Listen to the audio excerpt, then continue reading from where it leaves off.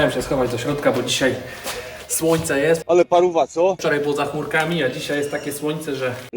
Lampa jak Steve Ruxer mówię, lampa jak Steve Ruxer, wiesz.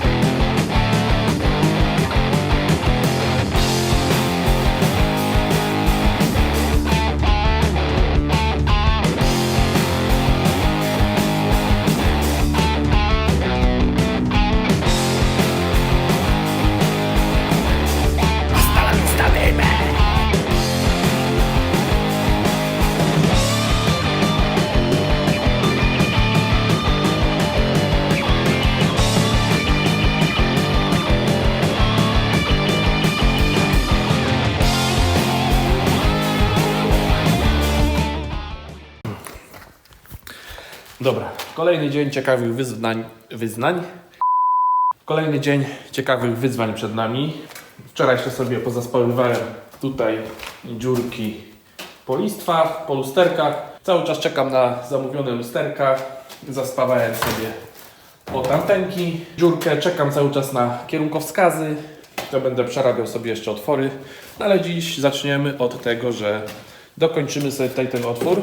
Ja zakupiłem sobie ostatnio, znaczy nawet nie zakupiłem, otrzymałem po prostu w prezencie do serwisu motocyklowego w Nowogardzie i panowie sprezentowali mi stary bak motocyklowy pod wlew, który sobie zakupiłem. Także dzisiaj zaczniemy od tego, co już podpiaskowaliśmy, a widać w jakim on był stanie. I to jest taka właśnie wada tych chińskich motorków, że one padają, no bo te baki są nieszczelne, te korki są nieszczelne, odpływ jest za mały, on się przytyka i do baku się nalewa woda, no i później motocykl szlak trafia. Także skorzystamy sobie z tego, na razie wstawimy sobie to, trochę się właśnie boję, zobaczymy, no będę musiał to poprzerabiać. Czyli jak zwykle, nie?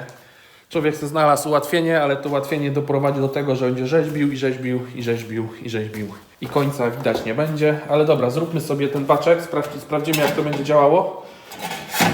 Ponieważ no, chcemy auto lakierować, także wszystkie te zewnętrzne elementy musimy mieć skończone. Coś tutaj dorobię, jakoś ten korek będziemy coś przerabiać. A jak nie, to trzeba po prostu kupić bak od jakiegoś Japończyka z japońskim korkiem i po prostu przespawać. Dobra, no. Pożyjemy, zobaczymy. Także tak, to są wiadomo wieczne projekty, ta robota nigdy się nie kończy przy czymś takim. No i dobra, 3 stoły warsztatowe, ale jak zwykle robótka na kolanie. Tak się nauczyłem i tak mi już chyba zostanie. Dobra, mamy 2 kolanka nierdzewki z nierdzewki. Także z nich sobie uspawamy spływ. Akurat właśnie fajnie, bo ta nierdzeweczka będzie nam wchodziła tutaj elegancko w ten baczek. I tu sobie uszczelnimy.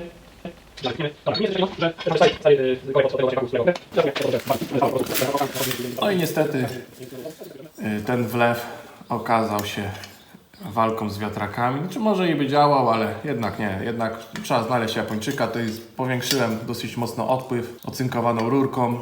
Tutaj dospawałem ten pierścień. No i walczyłem jak Don Quixote z wiatrakami. Głównie po to, że po prostu udało mi się znaleźć korek, który ma dokładnie ten sam lakier, który jest na felgach. I jakby go tutaj jeszcze przymknąć klarem, żeby był bardziej w połysku, no to idealnie by się zlewał z felgami. Dlatego próbowałem za wszelką cenę coś z tego wykombinować, ale niestety ten chiński patent tego zamka jest taki, że po prostu w momencie, kiedy ja przygotowałem ten bak, sąsiad tutaj zobaczył, że piaskuje i przyniósł bak. Się okazało, że od podobnego Chińczyka właśnie dokładnie z takim korkiem i też miał problem, że miał cały bak zalany wodą, że woda się dostawała do środka, do paliwa. Także to jest jakiś po prostu chiński szajs, chińska niedoróbka. No i ile bym z tym nie walczył, to nie miałbym pewności, że to będzie szczelne, tym bardziej, że to by było pod takim kątem, nie? Czyli tutaj woda by mi wciekała na pewno tutaj tą krawędzią. Pociekłaby sobie po tym wlewie. No i mimo, że ja tu zwiększyłem kołnierz, to by lepiej przylegało do tej gumy, to ta guma jest taka twarda. Nie wiadomo w ogóle jaka tu jest szczelność tutaj, bo on jest taki regulacyjny. Czy by ta woda nie wciekała tu? Wiadomo, woda to jest płyn, więc wszędzie wlezie. No i może gdzieś wewnętrznie ten korek cieknie, nie? Że tu by gdzieś wyciekała ta woda. Także trzeba sobie Chińczyka odpuścić. Na razie wjechał oryginalny Mercedes. Także możemy sobie tankować. Natomiast szukamy po prostu jakiegoś fajnego baku z fajnym korkiem od Japońca i wspawa się tu Japońca i to się później podmaluje pędzelkiem. Będzie idealnie. No i dobra, jeżeli chodzi o wnętrze, czas zająć się wnętrzem. Także we wnętrzu musimy dokończyć tutaj pracę nad deską rozdzielczą. Tak jak widać, deska rozdzielcza nam fajnie tutaj schodzi się z tymi elementami, które są na drzwiach. Taki fajny akcencik, ładnie zachodzące.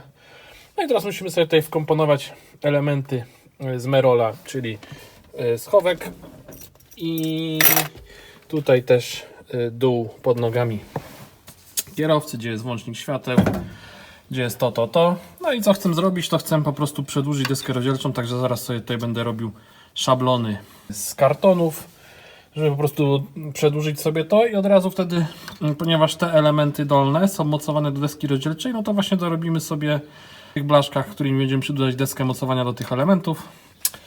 No i powinno być wszystko super elegancko, fajnie. Także dzisiaj zaczniemy od szabloników, a jutro będziemy sobie dalej rzeźbić. Dobra, lampeczka z tyłu zaświecona. Tu jeszcze mamy taką lampeczkę klasyczną, klasika. Dobra, trzeba właśnie dzisiaj się zająć tymi tutaj blaszkami, tym, żeby to wykończyć i żeby tutaj też zrobić pewną funkcjonalność, żeby tu mieć dostęp do bezpieczników, bo mamy część bezpieczników mamy w ogóle w CLK tutaj. Część jest pod maską w tej skrzynce, którą dorabialiśmy i jeszcze będziemy ją później mocować. No i część jest z tyłu w bagażniku. Także tak, także obezpiecznikowany każda część samochodu. Wszystko z fartem Partacino. Dobra. El Partacino musi teraz wykminić El Desco. Szabloniki z kartoniki. Idziemy po kartoniki, po nożyczki, bo to jest od tego trzeba rozpocząć całą dzisiaj procedurę. No i dobra, to jest taka, ponieważ mamy pod spodem pełno kabli, no i wszystko musi nam się zmieścić, taka jest troszkę koronkowa robota.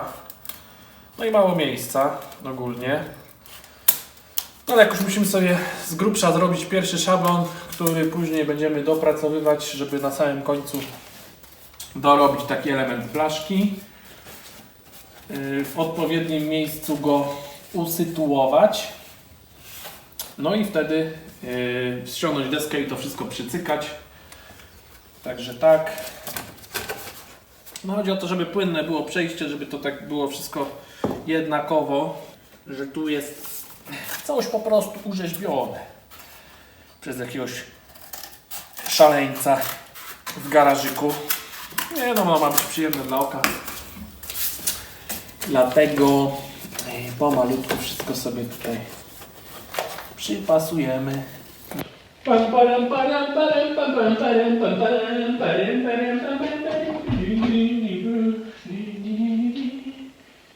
i dobra, strona Passengera jest dużo lepiej niż wydawało mi się, że będzie. Tutaj dosłownie, no dobra, no teraz mi się wydaje, że jest dużo lepiej, ale tutaj dosłownie blaszeczkę sobie delikatną dogniemy, tak żeby się tu ładnie chować pod to, tu żeby się ładnie za tego i tu żeby właśnie sobie pyk. To tutaj sobie taką blaszeczkę dostawimy, zaraz zrobimy szablon i ta strona jest no praktycznie perfekt. W tej blaszce musimy sobie dorobić mocowania tutaj do schowka, do tej dolnej, do tego dolnego plasticzku, czy tam tego takiego ala skórzanego materiału, dermy. I dopiero schoweczek wtedy się do tego przykręca. No i powinno być super. No i mam wstępnie dociętą taką blaszkę, która będzie mi wchodziła właśnie tutaj w to miejsce. Może uda mi się jakoś jedną łapką to wsadzić na miejsce. O, no i właśnie tak będzie wchodziła. Tutaj wiadomo, jak to wszystko podokręcamy, to nam tutaj powinno wtedy ładnie dolegać, bo jeszcze sobie musimy dorobić mocowania. Tutaj jeszcze będę chciał na rand dołożyć gumkę, żeby to też tutaj ładnie się uszczelniło. No i to będzie przyspawane do deski. Zaraz właśnie sobie tu przyniosę deskę, wsadzę deskę, zobaczymy jak to będzie wyglądało z deską rozdzielczą. No i dobra, mam wrzuconą, a tylko wrzuconą, nawet nie przykręconą deskę. No i już widzimy, że to powinno całkiem fajnie ze sobą współgrać. Tamtą stronę zaraz zobaczymy jak dognę, jak będzie leżała z włącznikiem świateł. No, odrysować, natresować, załapać punktowo, jeszcze raz przymierzyć i pomału wykańczać tą deseczkę. No i walka trwa w najlepsze. Także dorabiam takie dzinksy. No i wiadomo, też od razu na wiewy te z CLK. Tutaj to będzie ładnie przykręcane.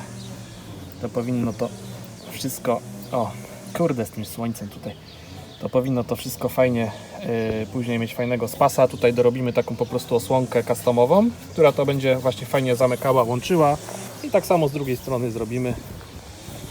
Także też to tu już nam fajnie wszystko zaczyna przylegać na wzór oryginalnej deski. No i wiadomo, tutaj też dorobimy zamknięcie od razu z łączeniem, także będzie to w miarę sympatiko. No i teraz muszę się zająć tutaj, powymierzać i zająć się tutaj tymi dwoma jeszcze kratkami.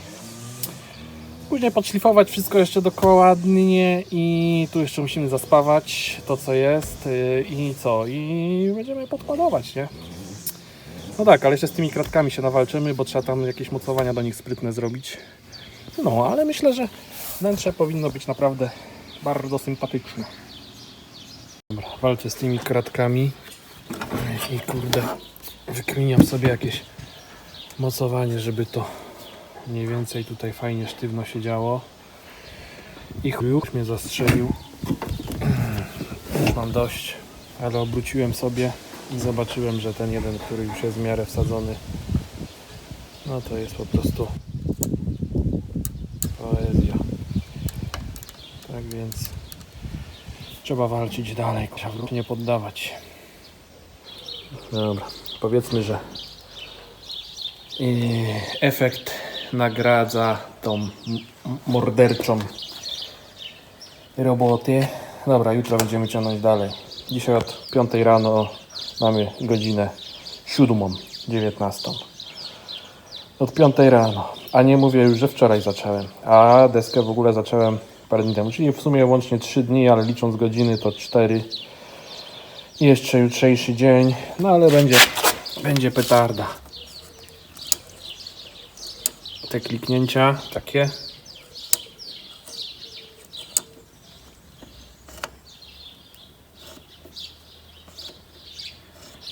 No to robi robotę. Efekt będzie na pewno bardzo sympatyczny.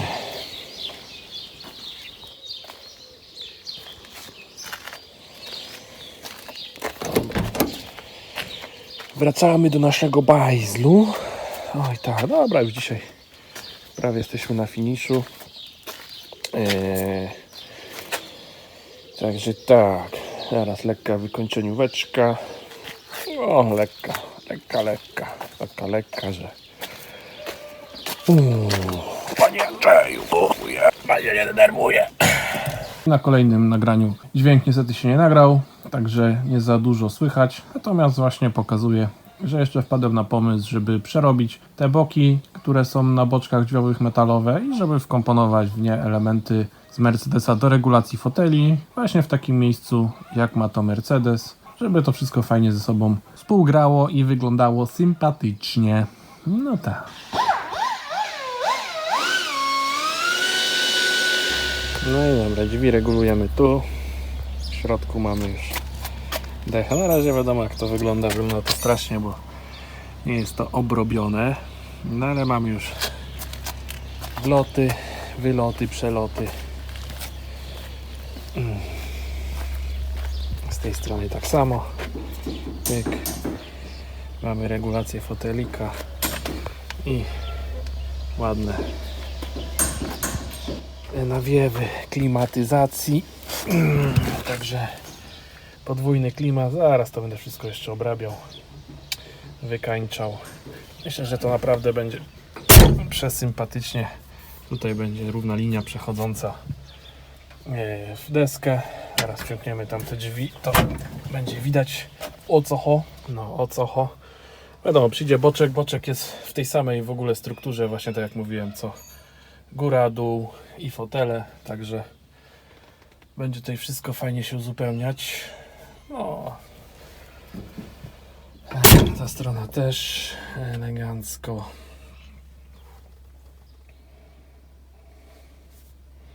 Później jak podejdzie boczek, to tu jest większa, wtedy on jest mocniej odepchnięty i tutaj ładnie będzie dolegał. Z jednej jak i z drugiej strony. Tutaj właśnie zastanawiam się, czy nie będę musiał delikatnie podcinkę zrobić, ale to natniemy delikatnie, podklepiemy młoteczkiem, spoinkę nie będzie w ogóle śladu. Ważne, że będzie tutaj fajnie schłodzona przestrzeń. Dobra, z braku laku, bo już się zmęczyłem dorabianiem wnętrza. Z powrotem wrócę do splitterka, do dokładki pod zderzakiem. Także dalej będę wcielał w życie swoją koncepcję. Na razie w kartonie, zobaczymy, czy mi się to będzie podobało. Jak wyjdzie, to zrobimy sobie taką metalową. Dobra, wiem, że niewiele widać, ale ja już co nieco widzę wyobraźnią. Także myślę, że zaraz będę mógł powoli przycinać sobie już blaszki i dorabiać z blaszki. Z półtorówki dorobimy cały taki splitterek. No i pod zderzakiem jeszcze zrobimy chwyty na chłodnicę, na kierunkowanie na to, żeby ciągnęło ze splitterka na chłodnicę. No i od razu z blachy to się o wiele sympatyczniej robi. Od razu już fajnie zaczyna to wyglądać. Tu oczywiście pobłądziłem jeszcze z bokami, bo chciałem coś tam ulepić tak na podstawie kartonów, ale nie. Będziemy robić tak jak wcześniej to zaplanowałem. W sumie z rana trochę pobłądziłem, ale zaraz wrócimy na dobry kierunek. Myślę, że będzie naprawdę bardzo fajny splitterek, bardzo delikatny, ale zrówna nam się z linią progów tutaj ten przód. No i dobra, coraz więcej tej dokładeczki się robi. Oj, mam zajebistą wenę na tą dokładkę, ale jest kryzys dziś. Mamy godzinę, nie wiem, którą ma. Nie sprawdzam na telefonie. Ale jest chyba jakoś koło 14. Dzisiaj znowu od 5 byłem, ale właśnie zacząłem gdzieś po 6, bo się nie mogłem zabrać. Nie mam siły. Jest kryzys i dzisiaj trzeba skończyć wcześniej. Znaczy wcześniej, tak? Po ponad 8 godzinach.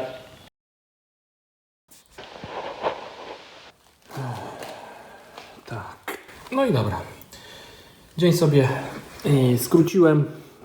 Przyszedłem dzisiaj ze świeżą głową. No i od razu tutaj sobie zaczynam doopracowywać ten narożnik. No, także bardzo fajnie się to zaczyna rysować z powrotem. Tutaj ten narożniczek pójdzie jakoś gdzieś tak, później tutaj na górę, zobaczymy, nie? Jak to wyjdzie. Teraz robię odbicie lustrzane tamtą stronę i będziemy mogli sobie to pocykać i kombinować dalej. No, także taki fajny, lekko zaokrąglony. I została mi ostatnia tutaj część do dorobienia. To jest właśnie taka zaokrąglona, to się będzie tutaj ładnie schodziło na dwie strony. Myślę, że to będzie bardzo fajne uzupełnienie. Właśnie wszystko takie jest lekko zaokrąglone. Także będzie to fajnie przechodziło właśnie w poszerzenia. No i uzupełniało całość. I uzupełniało tą całość. Tutaj jeszcze sobie zrobimy chwyt na chłodnicę. I zastanawiam się jak zrobić, czy z kółkami, ale chyba bardziej zrobię taki podgięty, że nie będzie go za bardzo widać, a będzie kierował powietrze na chłodnicę właśnie tak spod zderzaka, tutaj spod rejestracji. Powinno być kurcze elegancko. Powinno być kurcze bardzo fajnie elegancko. Panie Andrzeju, będzie coś z tego? Bobie budowniczy. Czy da się to jeszcze nareperować? Amen.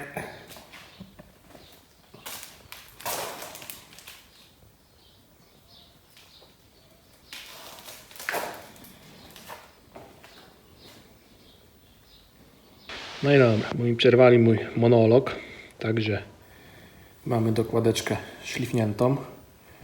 Myślę, że jest zrobiona w klimacie epoki.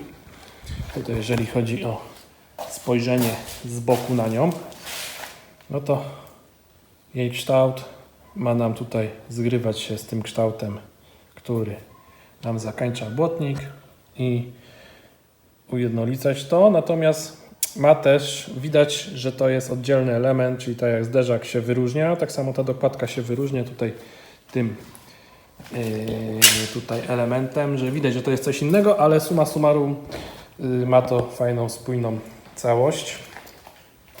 Także też z jej tutaj szerokości, która tak naprawdę nie wystaje dużo mocniej od zderzaka, przechodzi właśnie tutaj fajnie w nadkole, które mamy poszerzone dość znacząco, że to tak właśnie wszystko ma być fajnie spójno.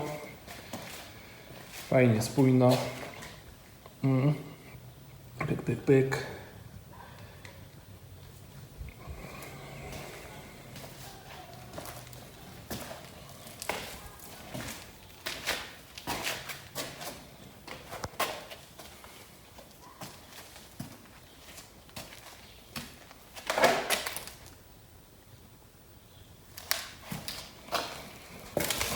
No i myślę, że sympatiko.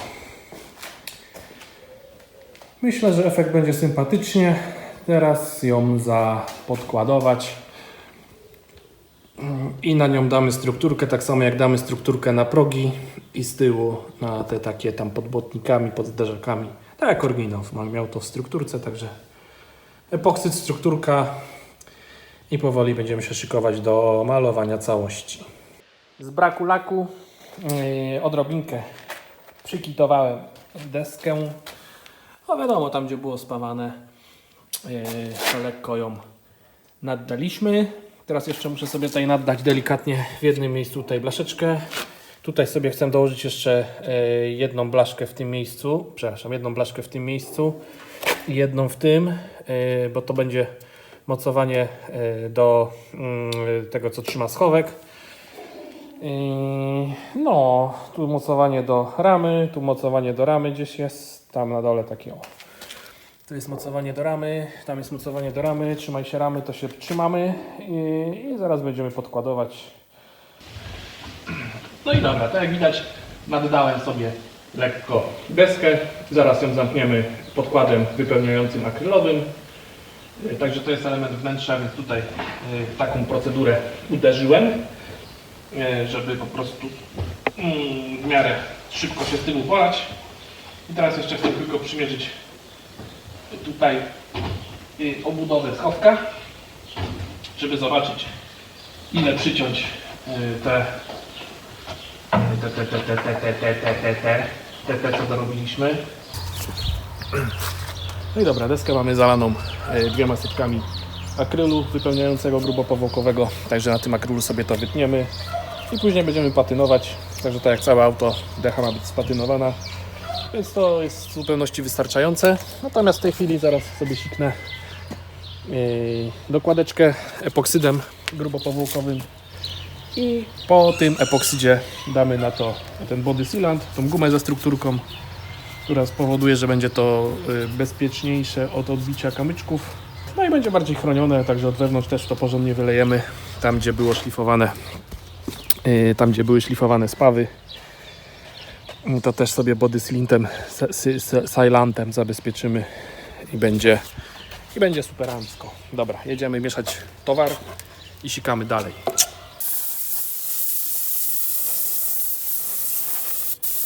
No i dobra, nadeszła ta wiekopomna chwila, że po ponad 20 latach, kiedy ten samochód jest w procesie przygotowawczym do lakierowania, w końcu zakończymy ten proces, odpukać niemalowane, opona jest niemalowana.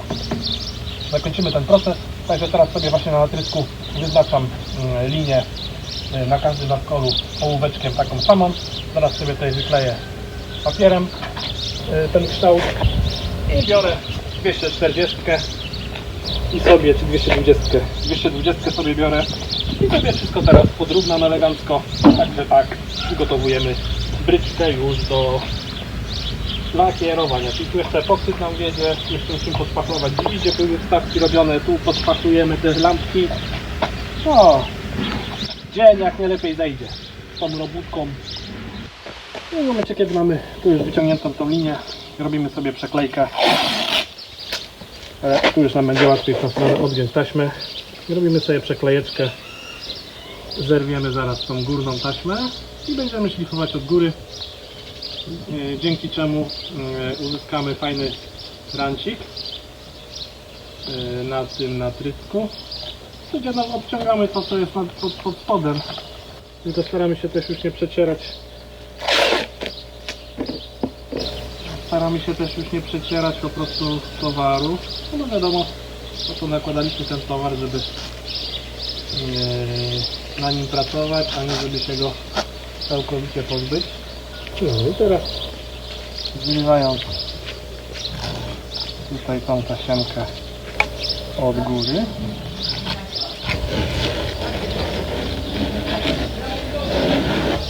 Uzyskamy fajną tutaj powierzchnię do pracy, żeby sobie właśnie wyciągnąć jeszcze tutaj tą górną część, ale żeby mieć właśnie tą linię, tą linię, o którą mam tutaj chodzi. Także teraz tu przerzucę na mniejszą kostkę, ponieważ to jest okrągłe, malutką kosteczką tutaj akurat sobie tę linię uzyskam. Tą płaszczyznę wyciągnę sobie na tyle, na ile potrzebuję.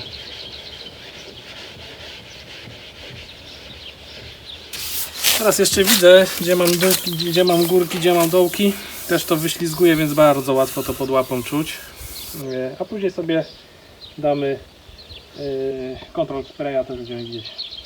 Chociaż mówię, tu przy patynie to nie musimy się tak spuszczać nad tym wszystkim. I tak już jest wystarczająco ok, jak na auto, które będzie w patynce. No i dobra. I mamy już to prawie wycięte. Akurat tutaj słońce pada, to nic nie widać. Mamy to prawie wycięte z 240. Także wszystko łapką, klocuszkami wyciachane. No po prostu jeździmy łapką, szlifujemy, jeździmy łapką.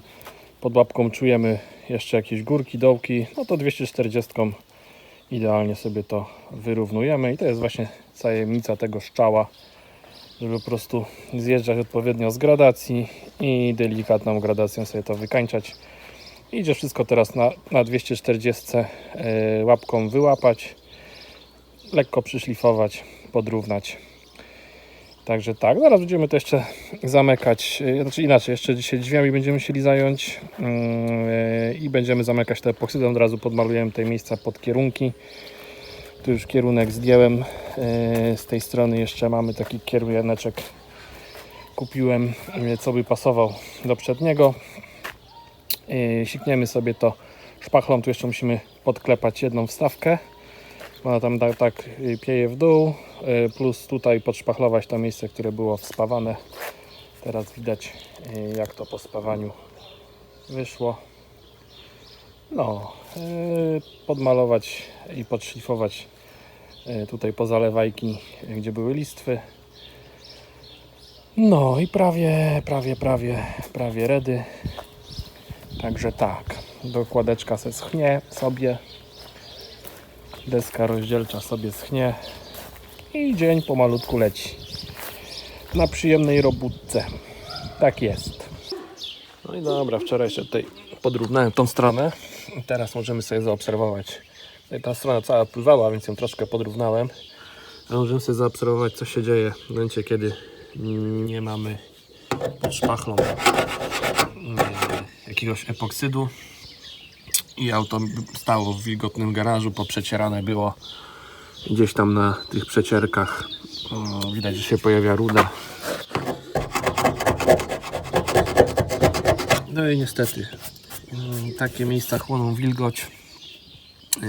No i pod spodem potrafią się zadzieć takie rzeczy. Także zaraz to będziemy musieli rozszlifować. Także no co, no wiemy, że to wieczne nie będzie, no ale też na takiej patynce, którą będziemy mieli, jak się coś będzie działo, no to tylko będzie to dopełniało jakby charakteru tej przebudowy. O tak.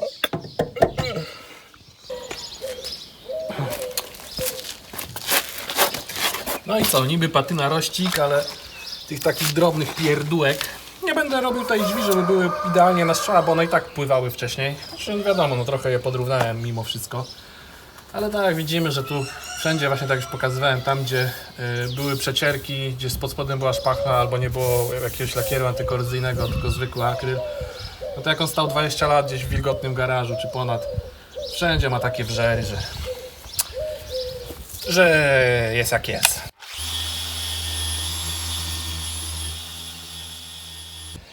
Szykujemy się do podkładowania. No, robimy patynkę, więc tutaj z tyłu szybę zostawimy. Natomiast przednią szybę będziemy wymieniać, bo ona ma bardzo duży odprysk na sobie, więc trzeba będzie to zrobić. No i przy okazji też tutaj jest trochę rudej w narożnikach, więc od razu sobie sprawdzimy. No wiadomo, w przedniej szybce jest to więcej tutaj uszkadzeń jakichś nam napotyka, więc tutaj się nam może pouszkadzać. O, tu mamy dość dużo rdzy, mam nadzieję, że dziur nie będzie. I teraz tak, rozsunąłem sobie klipsy zabezpieczające tą ramkę chromowaną. Na razie ramki chromowanej nie chcę ściągać, bo ona się uszkodzi podczas ściągania. Jest bardzo delikatna, więc lepiej tego nie ruszać, przynajmniej tak mi się wydają. I co? Wchodzimy do środka. Tu wchodzimy i staramy się od rogu płaskim śrubokrętem podgiąć tą uszczelkę. Dawno tego nie robiłem. Na kanale jest film chyba sprzed 15 lat z trzeciej ewolucji mojej korsiny i tam też pokazuję właśnie, tam jest film bez dźwięku, znaczy z muzyczką, a bez gadania, jak taką szybę wyciągałem. No i to zobaczymy, spróbuję zrobić to samo. Także tak jak widzimy, mamy sporego krakena, mamy nową szybkę i przy akurat okazji malowania sobie zabezpieczymy też te krawędzie. Także tak, kolejna nikomu niepotrzebna robota. Oj tak. I tak jak mówiłem, cały widz polega na tym właśnie, żeby sobie tutaj odgiąć lekko narożniki. Także zaczynamy od środka. O, tu już widzę, że jest rdza. Aż tam powierzchowna. Ale zawsze. Zaczynamy, spróbujemy tutaj sobie wcisnąć narożniczek delikatnie. I jak on już nam tu wsiada, no to sobie jedziemy trochę w dół. Później jedziemy sobie trochę w górę. Pomalutko. Od razu też widzę, że szyba już nam lekko wstaje. No, żeby śrubokręt był w miarę szeroki i tępy, żeby nam nie uszkadzał uszczeleczki. I ona sama wyjdzie. To tutaj akurat mam tak fabrycznie blachę zaciuraną, że ciężko mi pod nią wgiąć uszczeleczkę. No, ale o coś takiego właśnie chodzi. Także tutaj musimy sobie wyłączę kamerę, bo to nad kamerą to nie i zaraz sobie spróbujemy to. Dookoła trzeba po prostu w dół, w górę, coraz szerzej, a dół nam sam wyskoczy później. No i dobra, szyba nam już prawie wszędzie wyszła, tylko tu jest właśnie ten taki zadzior fabryczny na zgrzaniu blach, który nam trzyma ten narożnik. Gdyby ten narożnik nam odszedł i tamten narożnik nam odszedł, to już byśmy mieli dawno szybę na zewnątrz, a teraz muszę sobie tutaj cały ten dół zluzować jeszcze, żeby tutaj nie walczyć z tym zadziorem, bo zaraz tu pójdzie rycha, ale i tak w sumie szyba jest na śmietnik, ale też chodzi o to, żeby zdemontować to w miarę sprawnie i fajnie. Szybka nam prawie wyszła. Safety first. Safety first. Gdzieś tam jeszcze siedzi. Ja.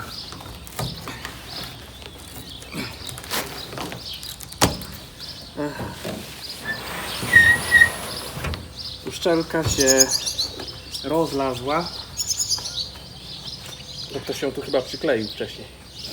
Tak. też przykleił uszczeleczkę i uszczelka nam się rozwulkanizowała.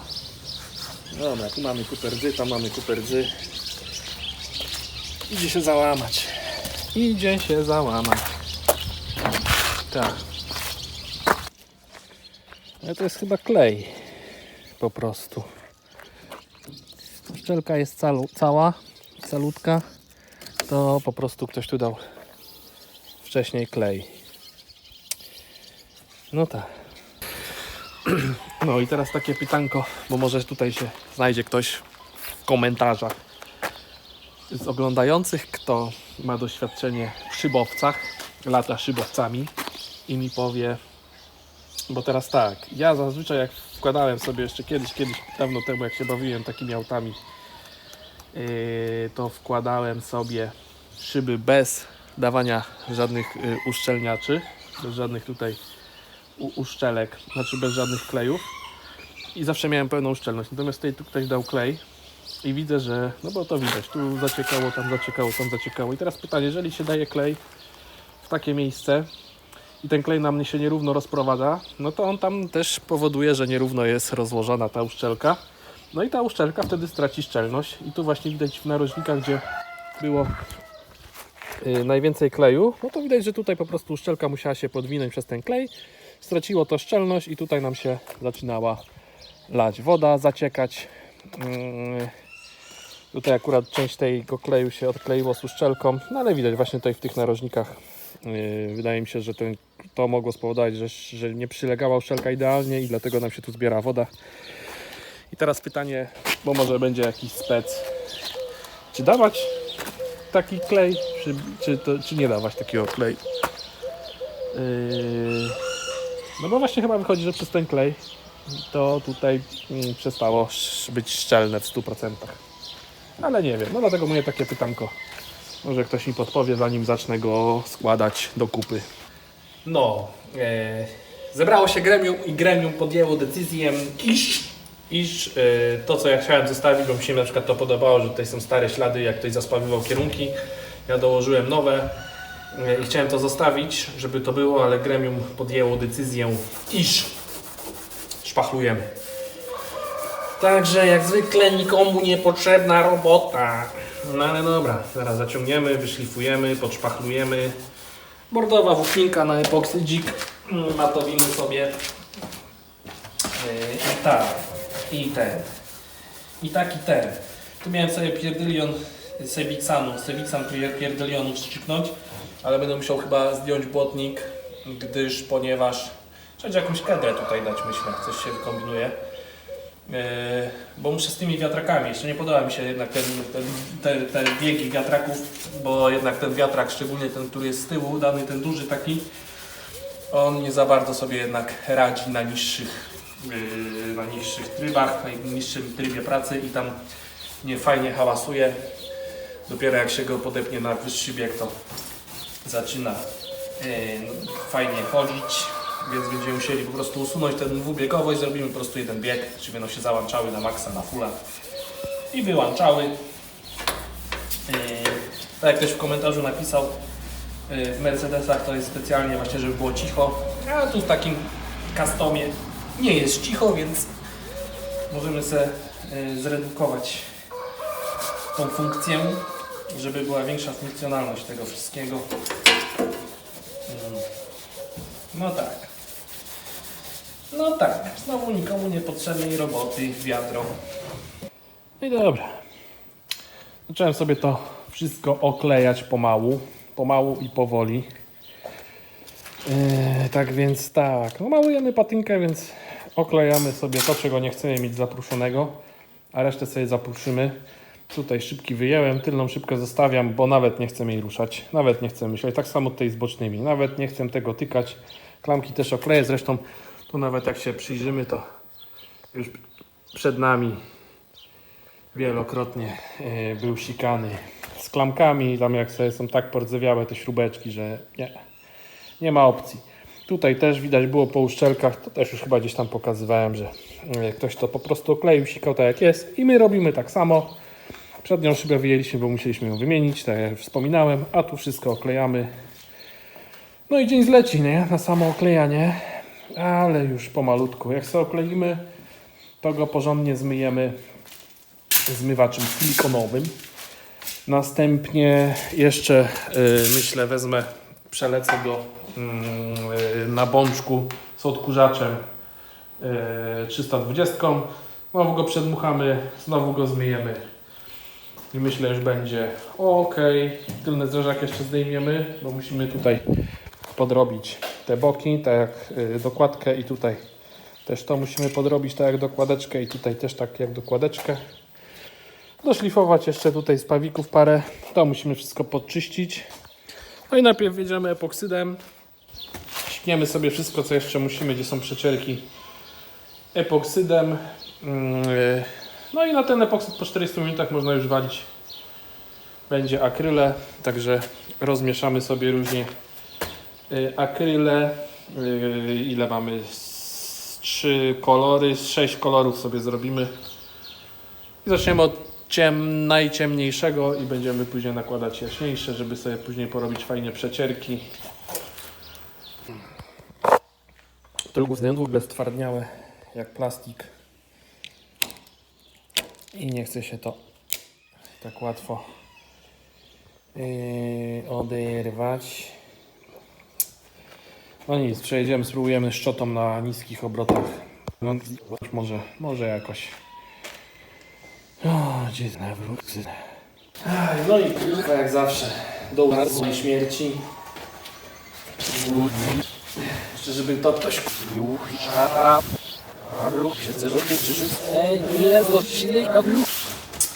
i źle zrobione, że tu jest jakaś ta, a tam jest coś innego, i tu jest tak, a tam jest inaczej.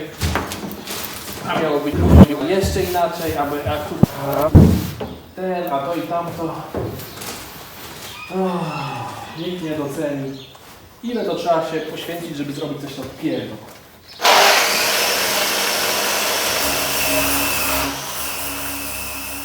Zobaczcie na to. Tu dosłownie była taka kropeczka mała rdzy, która przebiła się. Zobaczcie, jakie drzewko, jaki wykwit. Czy tu będzie jeszcze? No to było coś takiego jak to. To było coś takiego jak to, tylko troszkę wyżej. Chciałem to rozszlifować, był taki wykwit pod lakierem. Znowu bata nie ulepisz. No i co, furaneczkę całą trzaskam na bąku.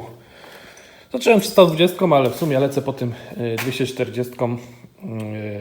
A i tak tu są jakieś takie podkłady, które wcześniej ktoś dawał, że cały czas mi się zalepia papier. Także będzie wiksa, będzie grubo. No i też co chwilę napotykam takie miejsca, na przykład kiedyś było szpachlowane przez kogoś dawno temu. O, i są takie miejsca, gdzie źle była umieszana szpachel, no i grudka nie zaschnięta. To samo tutaj na drzwiach gdzieś było, tutaj takie miejsce. Ja to wyskrobałem trochę śrubokrętem, roztarłem i tak już zostawiam. Przykryjemy to epoksydem. No taki będzie, nie? Zresztą taki ogólnie jest plan, że sikniemy go tak i tak i tak, i właśnie wszystkie te takie rzeczy mają na nim zostać, gdyż ma być taki właśnie dziad borowy. No, żeby to wszystko wyprowadzić porządnie, to trzeba było zrywać do gołej blachy wszystko, a to nie o to chodzi. I tak tu jest już wsadzone roboty tyle, że masakra, a jakby się chciało to jeszcze skrobać, to by jeszcze doszły z 3 miesiące. Także tak, jedziemy, zobaczymy jak to będzie. To właśnie o to chodzi, żeby zrobić takiego kurde szczura.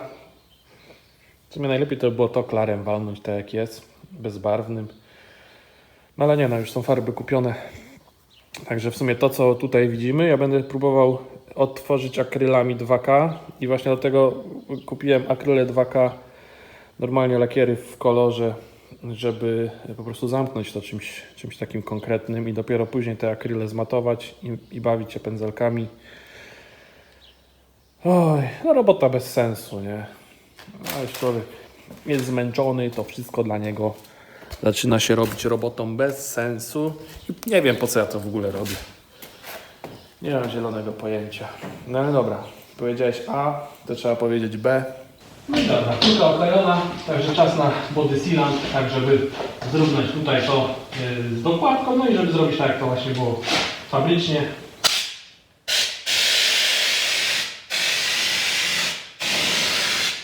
Dobra, wychodzi na to, że mamy już wszystko przygotowane.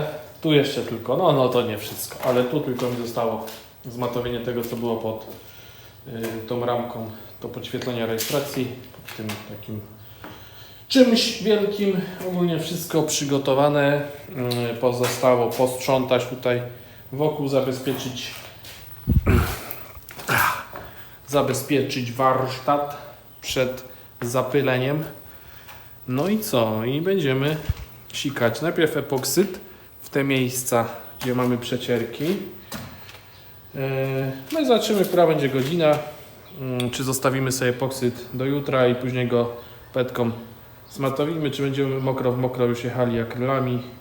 A jeszcze dokładkę chcę założyć, bo dokładkę będę chciał pomalować razem z autem, już na aucie. No, dobra, pomalutku, powolutku. Już prawie wszystko mamy ready. No dobra, mamy czwartek rano.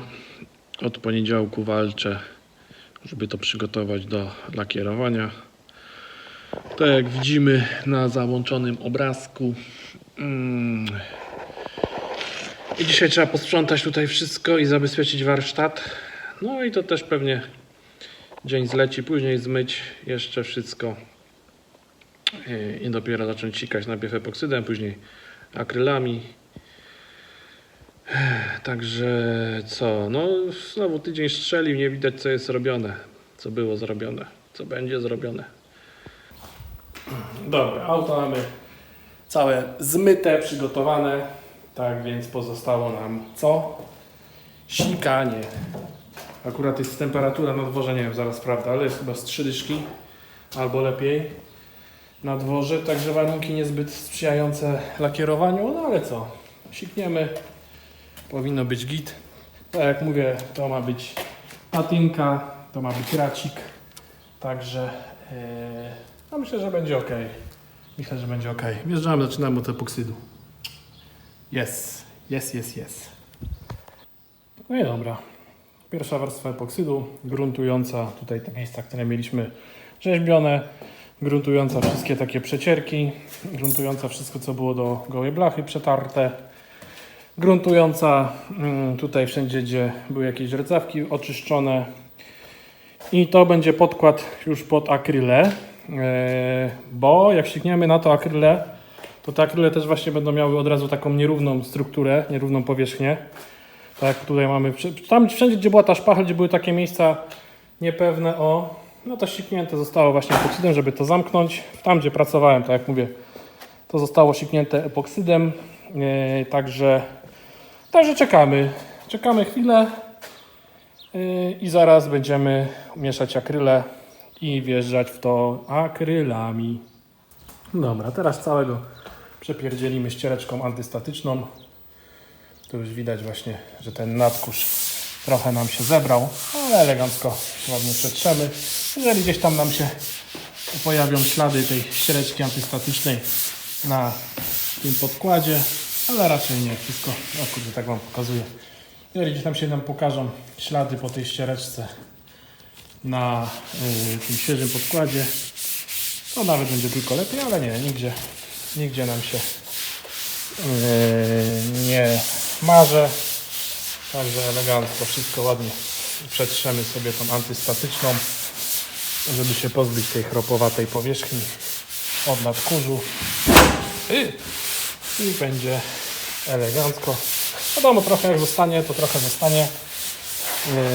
To nawet będzie po prostu fajniejsza struktura później do patynowania. Tak jest. Tak jest, proszę Państwa. No i teraz musimy się zastanowić, jak będziemy malować. Mamy 3 odcienie akrylu 2K, czyli lakieru w kolorze z połyskiem. I to sobie tym sobie zamkniemy całe nadwozie. I teraz tak, mamy ciemny, taki pośrednio szary, no i taki mniej więcej jak był na aucie fabrycznie, taki kremik wolwowski. I teraz ciemny bym dawał w miejscach, gdzie będę chciał robić przecierki. Czyli przecierki będę robił tak, jak jest spadanie słońca. Czyli wiemy, że tutaj mniej więcej będzie przecierka, może gdzieś na nadkolu delikatną przecierkę, tutaj na krawędzi dachu. Tam, gdzie najbardziej słońce opala zawsze takie auta, które stoją na pustyni, tu gdzieś na masce, damy ciemny akryl, później wokół niego położymy trochę jaśniejszego i na koniec wszystko pomalujemy tym akrylem właśnie w kolorze oryginalnym plus minus wolwowskim i później będziemy sobie delikatnie przecierać, robiąc takie przecierki, jakby to słońce wypaliło się do podkładu. No, zobaczymy. Ma być taka delikatna patynka, bo później na to jeszcze wiedzie lettering. Zobaczymy, jak mi się to uda zrobić, gdyż akurat to będę robił pierwszy raz. Letteringi już mi się zdarzało robić, malować jakieś loga, ale taką patynkę będę robił pierwszy raz, także trochę jestem zdenerwowany, ale raz kozia śmierć, jak to się mawia. Zaczynamy od ciemnicy.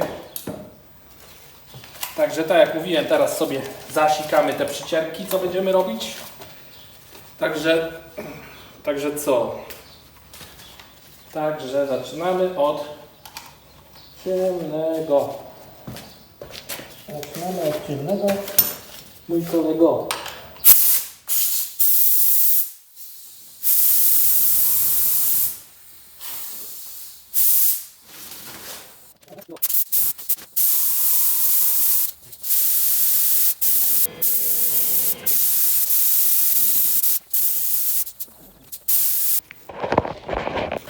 No i dobra, mamy czarny położony.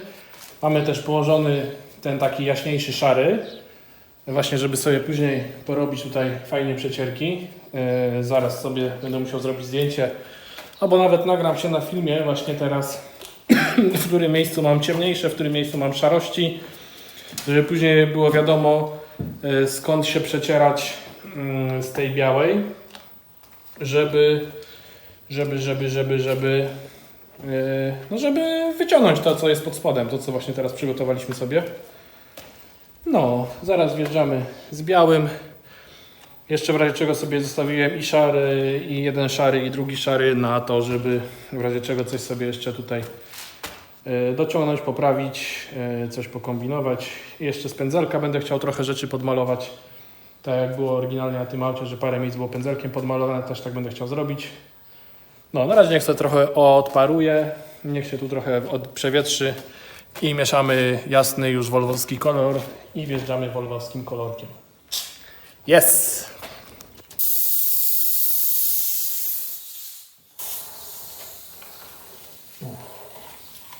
No i Volvo Weiss, biały krem wolniki. Zaczniemy od przesikania sobie delikatnie tych miejsc, gdzie będziemy później robili przecierki, a następnie będziemy jechali po całości białym, żeby właśnie się później poprzecierać.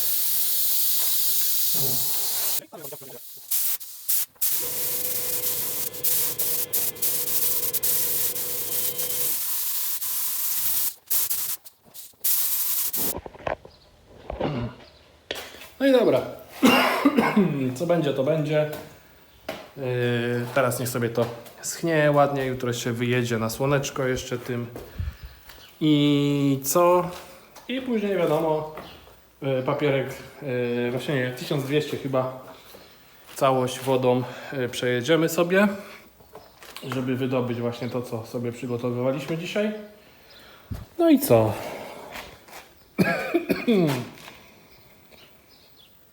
Dzień zleciał. Dzień zleciał, chcąc nie chcąc. Dzień sobie cały zleciał. Zobaczymy. Wiadomo, na to później przyjdzie. Panie Andrzeju. Ptaszysko. No tak, takie są właśnie warunki malowania w stodole. Czyli tak, no co, no jutro będziemy watować, znaczy jutro wygrzewamy na słonku jeszcze i później będziemy przygotowywać, a zajmiemy się jeszcze elementami wnętrza i zderzakiem tylnym. No i dobra, mamy go na dworze. Nie ma dzisiaj słońca i chyba dzisiaj zbyt dużo słońca nie będzie. Gdyby było słońce i znowu ten pies w tle. No sorry, to jeszcze raz nagrywam, ale z tym psem. Gdyby było słońce, to momentalnie trzeba ściągać wszystkie taśmy papierowe, ponieważ klej od słońca chwyci i później nie będą do oderwania. Znaczy będą, ale zostawią ten klej. To może też wpłynąć później na no po prostu na lakier, nie? Gdzieś tam na ten. Znaczy to akurat nie mamy tak oklejonego, żeby gdzieś był lakier pozaklejany świeży. No ale będzie ciężko odkleić i będzie później ten klej na tych wszystkich elementach. Także lepiej jak tylko będzie słońce, od razu go zerwać. No, tak to wygląda. Zaraz będziemy się brali za patynkowanie. Wiaderko z wodą, papierów. To mam 800 i 1200, ale myślę, że tu 1200 załatwi robotę. 800 może być za ostra na te wszystkie nasze przypruszenia. No i co, jedziemy, nie? Wyciągamy patynkę i no zobaczymy, nie? Co z tego wyjdzie, jak zawsze. Po prostu zobaczymy, co z tego nam wyjdzie. No, ciekawość mnie zżera, a zarazem stresik, jak to wyjdzie. Ale mam nadzieję, że wyjdzie dobrze.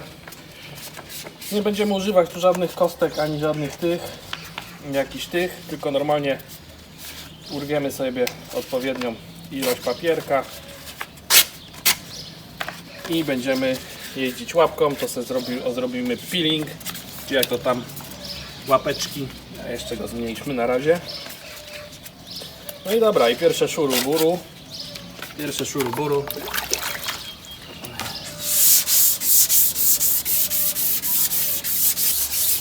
No wiadomo, tu gdzieś centralnie, później sobie mocniej przyszorujemy, żeby wyciągnąć maksymalnie ten efekt tego ciemnego podkładu. No, ale będzie fajnie. Oby tego nie schrzanić. W trakcie prac.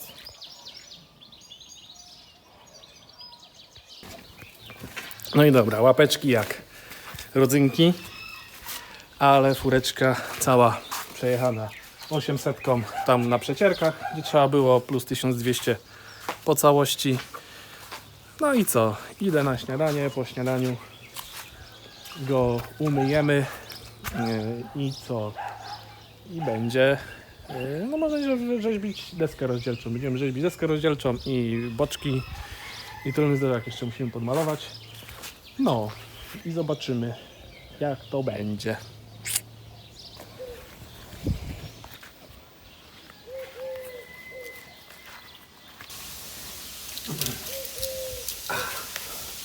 No i elegancka robota, bardzo upalny dzień, więc można sobie dziabnąć na betonie, bez skarpetek, bez butów i sobie tu pomalutku dopracowywać całą tą deskę, czyli 220.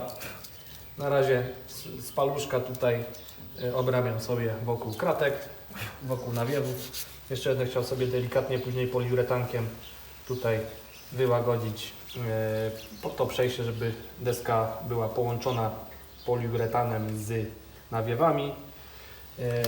No, żeby to ładnie się wypełniało, żeby to połączenie było takie eleganckie. I później, znaczy to na samym końcu, a jeszcze później przejedziemy na klocku, te powierzchnie takie dłuższe. No ale tu to trzeba właśnie precyzyjną robotę, żeby to fajnie wyglądało. No to wiadomo, jest handmade, więc jak to z handmade'ami bywa, trzeba się troszkę nie tyle napracować, co poświęcić czasu na wykończenie.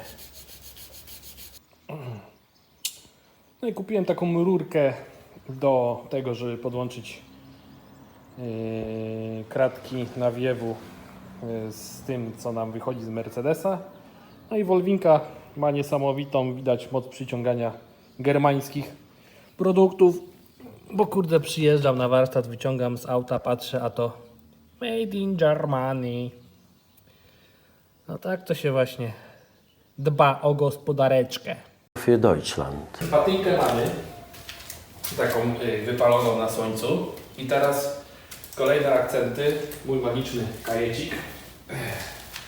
Mój magiczny kajecik. I mam takie koncepcje, na czym byśmy tu... jakieś tam te. Mam takie koncepcje, że tu sobie napiszemy pan, my, ry, i, k, pan Ameryka, coś takiego. Wiadomo, to sobie zaciągniemy odpowiednio pędzelkiem, więc to uzyskamy taką pan Ameryka i wiadomo, poprzecierana będzie zgodnie z tym, co mam już poprzecierane. Tutaj, na tym boku, teraz mi taka koncepcja przyszła, żeby sobie namalować taki bardzo kreskówkowy sposób kaktusa. A jeszcze sobie później patrzę, jak w necie, jak inni takie kreskówkowe kaktusy malują. On będzie tam podcieniowany, myślę, może nawet czerwoną jakąś kreską. I tu sobie napiszemy wizyt ty, sy, a, sy. Coś takiego, tutaj sobie taką reklamę wrzucimy. Wiadomo, tu gdzieś z tyłu będzie Volvo. Na masce tutaj na tym przetarciu napisałbym Amazon. Tutaj na tym błotniku chciałbym sobie napisać gdzieś Kevlar Custom, ale nie wiem, zobaczymy. No dźwięk wiadomo będzie 13, jako że 13 to jest magiczna liczba. A z drugiej strony w tym miejscu dałbym logo yerby La Ruby. To jest yerba, którą ostatnio przestałem pić, odrzucam też w swoim życiu już kofeinę, tylko rano się napiję delikatnie, symbolicznie kawki rozpuszczalnej ostatnio, a yerbę odstawiłem od jakiegoś czasu, ale że tak powiem ta La Rubia na mnie wywarła na moim życiu bardzo dużo, więc z drugiej strony sobie La Rubia. Jak ktoś ma ochotę zacząć swoją przygodę z yerbą, to polecam zacząć od cejrowskiego mieszanek, a później przesiąść się na to. To jest naprawdę najlepsza chyba, jaką można sobie wyobrazić. Oryginalna paragwajska, także palce lizać i siekiera, po prostu siekiera. No i dobra, teraz jak mamy go całego poprzecieranego, to jeszcze mamy takie miejsca, które się świecą, których nie przecieraliśmy. No i bordowa włókninka i wszystkie takie miejsca, które się jeszcze świecą. Podjeżdżamy sobie bordową włókninką. Ona po prostu nam zmatowi całość, łącznie ze strukturą, którą uzyskaliśmy, a nie będzie nam już bardziej tego przecierała. Także tam, gdzie się świeci, no i w sumie z grubsza po całości przejedziemy sobie bordową włókniną wszystko. No i później już tylko odmuchanie, zmycie jeszcze raz z silikonowym zmywaczem i można będzie sikać klar na to wszystko. Idzie włókninka za włókninką. Idzie włókninka za włókninką. Cardio jest niesamowite. Tu jeszcze wczoraj sobie tak wpadłem na pomysł, wziąłem sobie młoteczek i troszkę sobie opukałem zderzak przedni, żeby narobić mu trochę odprysków. I teraz sobie właśnie jeszcze zderzak też przejadę włókninką. Ogólnie cały przód jeszcze muszę przejechać włókninką. I fajnie te uderzenia od młotka zrobiono takie odpryski, które tutaj fajnie dopełnią. Tutaj jeszcze zrobiłem rysy takie na boku, jakby nam dopełnią tutaj tego spatynowania tejże maszynki. No. Dobra. Zostały mi do oklejenia elementy. Auto mam przygotowane, zmyte. No i ogarnięcie podłogi i podniesienie w sumie jeszcze samochodu na kobyłki. No i co? I będziemy mogli sikać. Może jeszcze się dzisiaj uda. Chciałbym dzisiaj też jeszcze siknąć, ale mamy niedzielę. To akurat bym sobie siknął i auto by sobie miało czas, żeby sobie jutro odpoczywać na słońcu. Jak będzie słońce. O Jezus. Masakra. 7 bitych dni po paręnaście godzin dziennie. Tak to właśnie jest. Z taką robotą na szybko.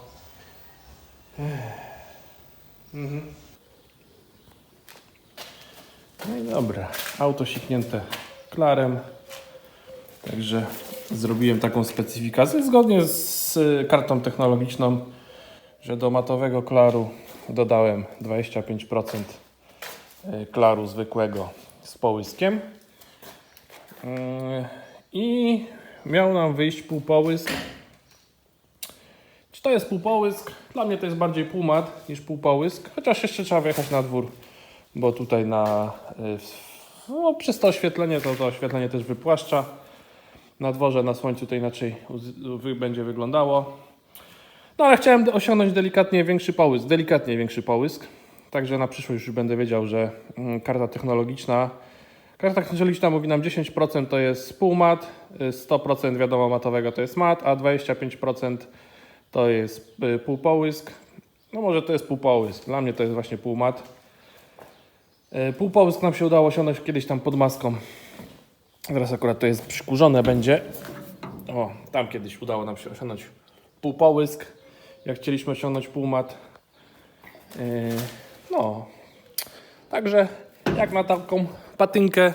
Nie no, jest super, bardzo mi się to podoba. Właśnie o to chodziło z tym półmatem, żeby wyciągnąć to, co tutaj przecieraliśmy, żeby ten efekt, który tutaj mamy, żeby go po prostu uwidocznić.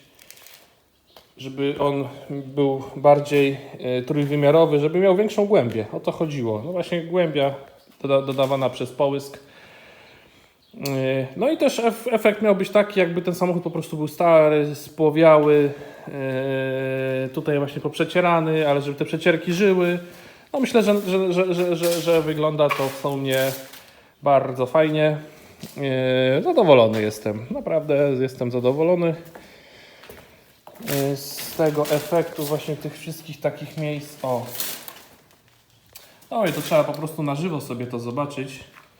Nie wiem ile na telefonie uda mi się tutaj oddać tego efektu. Takich właśnie miejsc przechodzących. Zaraz też później na dwór wyjedziemy, to jeszcze umęczę Was ujęciami z dworu. Mimo że już tu było trochę ujęć pewnie na tym filmie. No, ale jest fajnie. Jest naprawdę fajnie. Bardzo mi się to wszystko podoba. Tutaj na przykład w środku nie widzimy tego przejścia tymi szarościami niżej. One się tutaj przy tym świetle warsztatowym... A, jeszcze dodałem takie maźnięcia pędzlem na dole.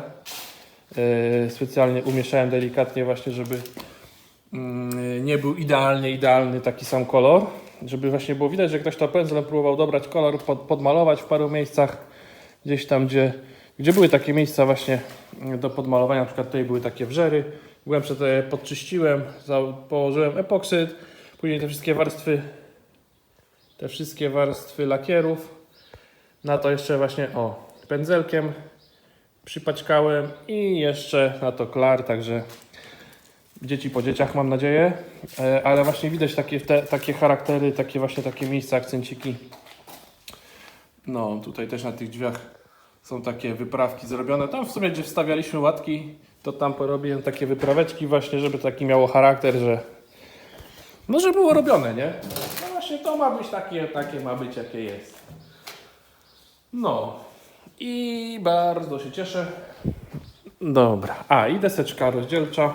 Deska, a wszędzie tu posprzątać. Deska rozdzielcza też jest tak samo przygotowana właśnie, żeby ją spatynować. Tutaj te otwory na wentylatory. Otwory na wentylację. Też trochę rzeźby było, żeby to jako tako powykańczać. Tu jeszcze przyjdzie listwa, która oddziela ten Sky od. Wyprawkę sobie zrobiłem, już właśnie sobie ją wylałem. Która oddziela ten Sky od tego metalu. No, boczki. Oj, Kaweczka. Dobra, kończymy, bo to już widzę, że 5 minut pierdzielenia.